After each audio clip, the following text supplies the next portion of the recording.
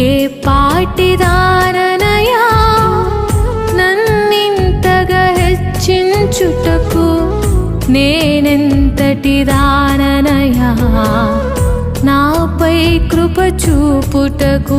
నా దోషము భరించి నా పాపము క్షమించి నన్ను నీలా మార్చుటకు కలువరిలో మరణించి ప్రేమించే ప్రేమామయుడా, నీ ప్రేమకు పరిమితులేవి. కృపజూపు కృపగల దేవా, నీ కృపకు సాటి ఏది?